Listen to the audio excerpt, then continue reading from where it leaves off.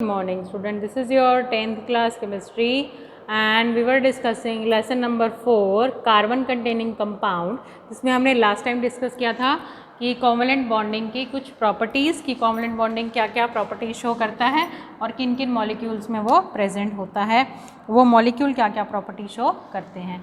आज हम डिस्कस करेंगे एलोट्रॉप्स ऑफ कार्बन। एलोट्रॉप्स क्या होता है? सेम एलिमेंट के डिफरेंट फॉर्म्स, वो सिर्फ फिजिकली डिफरेंट होते हैं, chemically they are same. Chemical property उनकी सेम होती है, फिजिकल प्रॉपर्टी उनकी डिफरेंट होती है, मतलब देखने में अलग होती हैं वो। तो कार्बन के कौन कौन से फॉर्म हैं? सबसे पहला है डायमंड,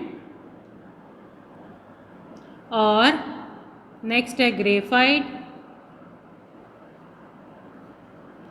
थर्ड है फुलरेंस। ठीक है, थर्ड क्या है आपका? फुलरेंस है।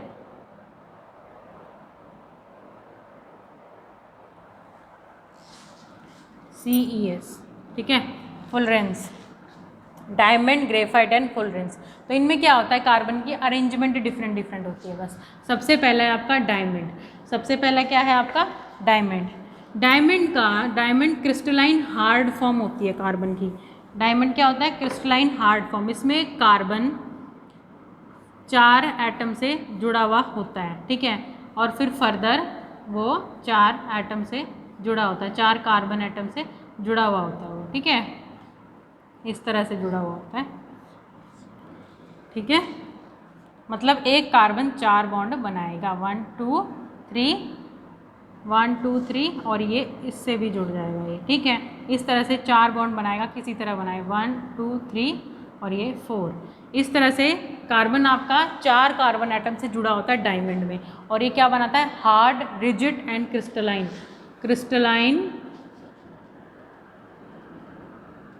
रिजिड, हार्ड, और या फिर हार्डेस्ट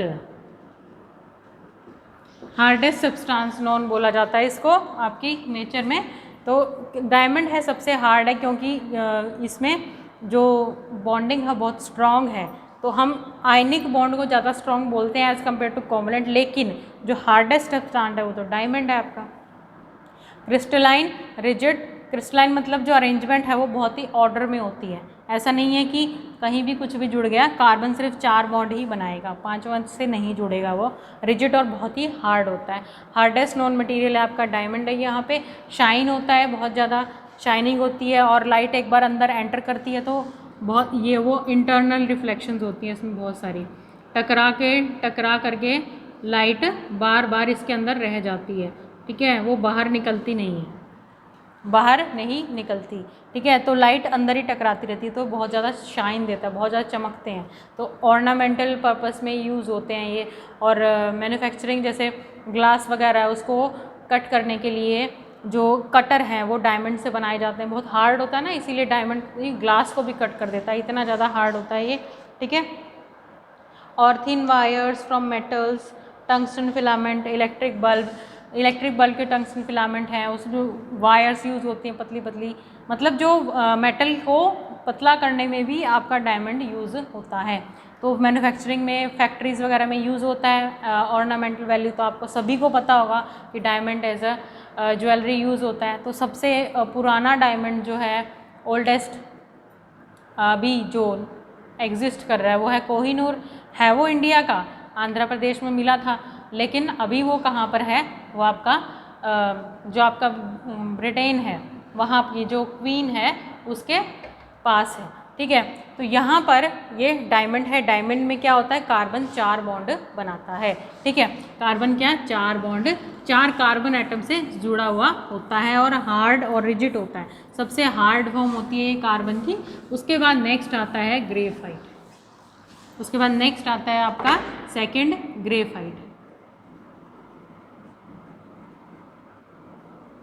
नेक्स्ट क्या आता है? ग्रेफाइट। ग्रेफाइट क्या होता है? ग्रेफाइट भी कार्बन की फॉर्म है, लेकिन इसमें कार्बन क्या है? सिर्फ 3 से जुड़ा हुआ होता है, सिर्फ 3 कार्बन से जुड़ा हुआ होता है। फोर्थ जो इसकी स्पेस है वो खाली होता है, 4 जो है इसका स्पेस खाली होता है, इसीलिए क्या होता है ये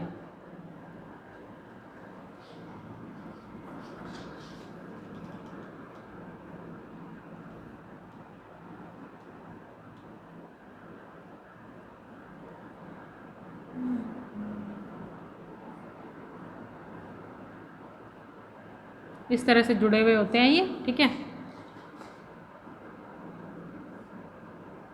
सिर्फ 3 कार्बन से जुड़े हुए होते हैं।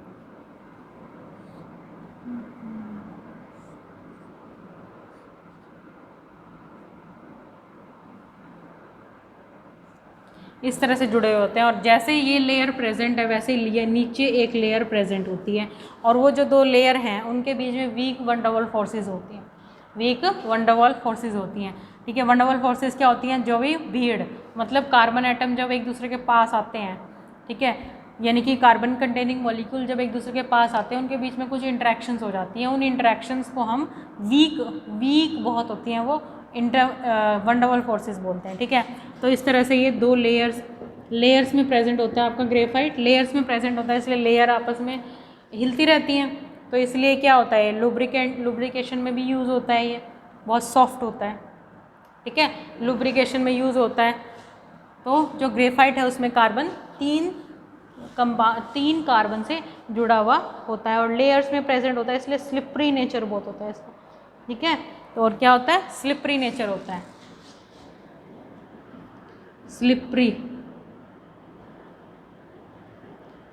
स्लिपरी नेचर यानी कि फिसलते रहते हैं, क्योंकि ये लेयर्स में प्रेजेंट है ना, इसलिए ये स्लिपरी नेचर है, इसलिए लुब्रिकेशन में भी यूज़ होता है, ठीक है। लुब्रिकेशन क्या होता है, चिकनापन अगर मशीन्स वगैरह में डालना है तो ग्रेफाइट के वैक्स वगैरह में मिक्स करके उसको यूज़ करते हैं, ठीक है।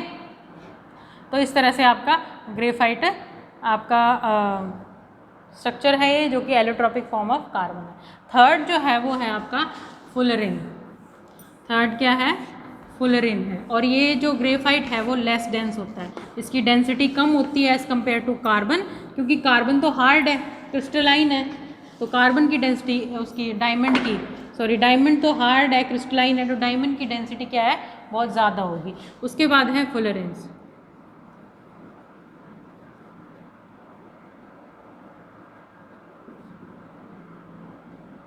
फुलरेंस, ठीक है। फुलरेंस में क्या होता है कि आपका C60 यानी कि 60 के राउंड कार्बन होते हैं आपके इसमें, और इसमें 6 मेंबर्ड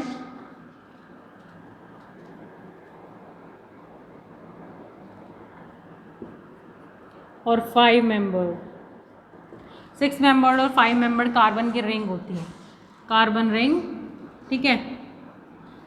6 मेंबर्ड और 5 मेंबर्ड कार्बन की रिंग और एक फुटबॉल बना लेती है, क्या बना लेती है, एक फुटबॉल की तरह स्ट्रक्चर बना लेती हैं, जिसको हम फुलरेन बोलते हैं, ठीक है।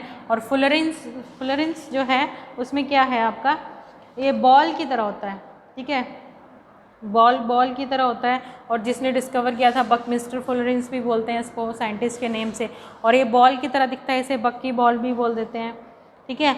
और डॉम्स भी बोल देते हैं इसको, क्योंकि जो आपका डॉम्स है जो, ठीक है, गुम्बद होते हैं जो आपके, उसकी तरह भी दिखता है, इसलिए इसको डॉम्स भी बोल देते हैं, ठीक है, डॉम्स बोल देते हैं इसको। बकमिस्टर फुलरेन जो C60 कार्बन से मिलके बना हुआ होता है, ठीक है। अब ये जो आपके एलोट्रोपिक फॉर्म है कार्बन की, डायमंड था, ग्रेफाइट था, फुलरेन था, ये कार्बन ही क्यों बनाता है, ठीक है, क्योंकि कार्बन में बहुत सी ऐसी प्रॉपर्टीज़ होती हैं जो कि किस चीज़ में हेल्प करती हैं, एलोट्रोप बनाने में। किस चीज़ में हेल्प करती हैं, एलोट्रोप बनाने में हेल्प करती हैं। वो कौन कौन सी प्रॉपर्टीज़ हैं, तो एलोट्रॉप्स ऑफ कार्बन डिस्कस हो चुका है।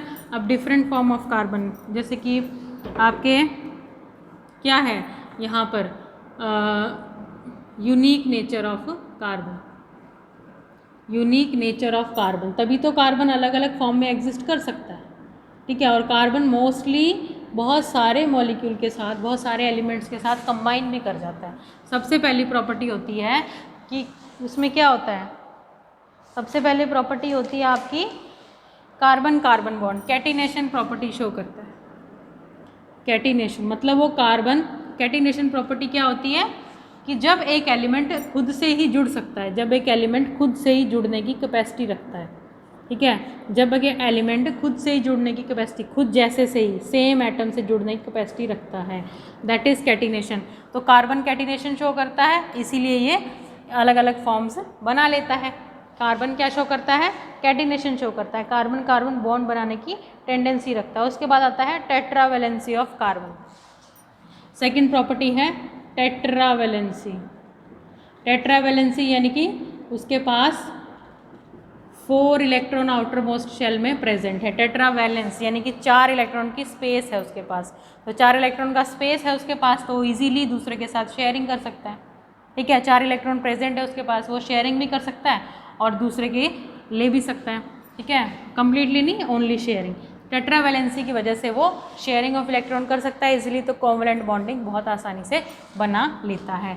तो कौन सी प्रॉपर्टी, कैटिनेशन होगी, टेट्रावैलेंसी होगी, और जो आपकी लास्ट प्रॉपर्टी है वो है आपकी मल्टीपल बॉन्ड। वो तो हमने कैटिनेशन में देख ही लिया था, कार्बन जो है मल्टीपल बॉन्ड बना सकता है, ठीक है, multiple bond, carbon multiple bond बना सकता है, कार्बन डबल बॉन्ड भी बना सकता है, कार्बन ट्रिपल बॉन्ड भी बना सकता है, कार्बन, ठीक है, सिंगल बॉन्ड भी एग्जिस्ट कर सकता है, तो मल्टीपल बॉन्ड बना सकता है। इन्हीं प्रॉपर्टीज़ की वजह से कैटिनेशन, टेट्रावैलेंसी और मल्टीपल बॉन्ड, इन्हीं प्रॉपर्टीज़ की वजह से जो कार्बन है उसका नेचर एकदम यूनिक माना गया, और यूनिक नेचर की वजह से कार्बन डिफरेंट डिफरेंट फॉर्म्स में एग्जिस्ट करता है। डिफरेंट डिफरेंट फॉर्म्स यानी कि जैसे कि एलोट्रॉपिक फॉर्म्स में एग्जिस्ट करता है। तो यहाँ पर आपका जो सिलेबस है वो ख़त्म हो गया।